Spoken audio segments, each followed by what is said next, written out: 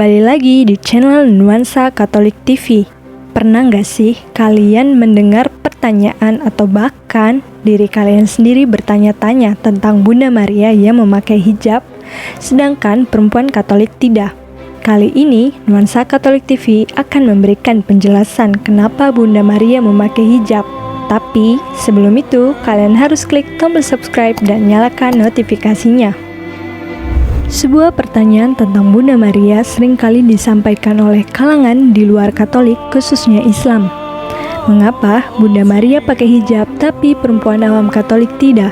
Bunda Maria adalah wanita yang paling dikagumi dan dihormati dalam sejarah gereja Katolik. Seni ikonografi Katolik seperti lukisan dan patung seringkali menampilkan Bunda Maria memakai hijab. Sebagai catatan, hijab ialah istilah bahasa Arab yang berarti penutup aurat, yaitu lekuk tubuh dan perhiasan wanita dari ujung rambut sampai kaki. Kerudung atau kain penutup kepala adalah bagian dari hijab. Kerudung memiliki pengaruh kuat pada era kuno. Pemakaian kerudung itu sendiri menjadi aturan hukum dalam Kodeks Hammurabi tahun 1750 sebelum Masehi. Kodeks Hammurabi adalah prasasti hukum kuno Babilonia yang disusun oleh Raja Hammurabi. Kemudian, pada masa kerajaan Assyria yang berkuasa dari 934 sebelum Masehi hingga 608 sebelum Masehi, terdapat undang-undang tentang penggunaan kerudung bagi wanita merdeka, bersuami atau janda dan resmi ditetapkan.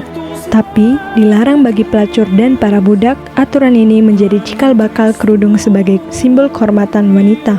Dalam tradisi Yahudi, saat berpergian keluar rumah, para perempuan Yahudi harus mengenakan penutup kepala yang terkadang bahkan harus menutup hampir seluruh muka dan hanya meninggalkan sebelah mata saja.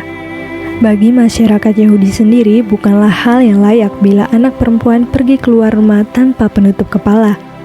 Perempuan Yahudi yang tidak menggunakan penutup kepala dianggap pelanggar kesopanan. Dalam masyarakat Yahudi juga, kerudung menandakan martabat dan keagungan seorang wanita, menunjukkan penghormatan dan status sosial dari seorang wanita.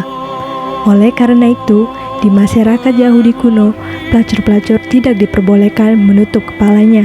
Bahkan, Maria lahir di lingkungan yang memiliki budaya dan tradisi Yahudi yang sangat kuat, memandang kerudung sebagai simbol kehormatan dan status kemerdekaan wanita.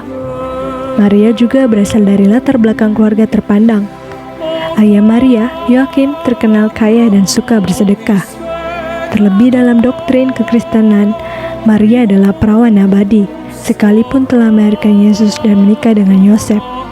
Dalam Alkitab Perjanjian Baru, masalah wanita memakai kerudung dibahas dalam 1 Korintus 11 ayat 3-16. Kerudung atau penutup di atas kepala istri, orang-orang percaya di Korintus menunjukkan bahwa ia berada di bawah otoritas suaminya, yang juga menandakan kalau dia tunduk kepada Allah. Penutup kepala dapat berbentuk kain, tetapi juga bisa mengacu pada rambut seorang perempuan. Rasul Paulus mengatakan, dalam budaya orang Korintus, jika rambut seorang istri lebih panjang dari suaminya, itu menunjukkan ketaatan dirinya terhadap sang suami.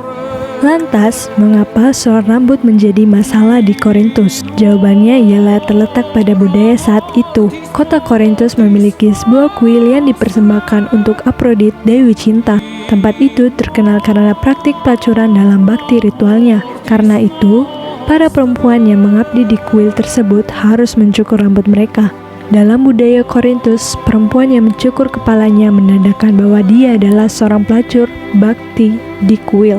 Paulus mengatakan kepada jemaat bahwa seorang perempuan harus mencukur atau memotong rambutnya, harus menutupi kepalanya. Seorang perempuan yang memangkas rambutnya telah kehilangan kemuliaannya.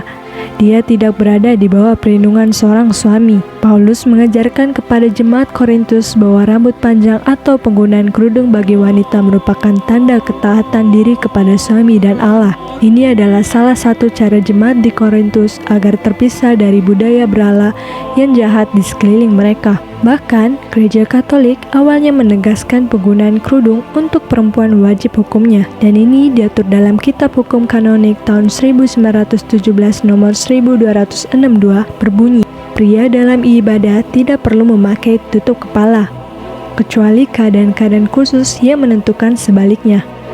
dan perempuan harus mengenakan tutup kepala dan berpakaian sopan, terutama ketika mereka mendekati altar Tuhan. Para biarawati Katolik tetap mempertahankan tradisi itu sampai sekarang. Mereka memakai kerudung karena hal itu melambangkan kemurnian, kesetiaan, dan persatuan dengan Kristus. Kerudung digunakan sebagai identitas dan simbol kaum religius. Tentang kerudung pada biarawati, Kitab Hukum Kanonik tahun 1983 nomor 669.1 menyatakan, para religius hendaknya mengenakan pakaian tarekat yang dibuat menurut norma hukum tarekatnya sendiri sebagai tanda pembaktian diri dan kesaksian kemiskinan. Akan tetapi, belakangan ini penggunaan penutup kepala bagi perempuan awam Katolik tidak lagi merupakan kewajiban. Tidak pakai tidak masalah, dipakai juga tidak masalah. Dan ada sedikit perbedaan antara kerudung yang dipakai biarawati dan yang dipakai perempuan awam Katolik. Kerudung untuk umat perempuan awam Katolik dinamakan mantila dan memiliki bentuk yang berbeda dengan kerudung untuk biarawati. Pelonggaran diberikan bagi umat awam perempuan karena penggunaan kerudung dipandang sebagai sebuah budaya, tidak lagi memiliki nilai normatif. Dalam budaya saat ini, tidak lagi terlihat wanita mengenakan penutup kepala sebagai tanda ketaatan.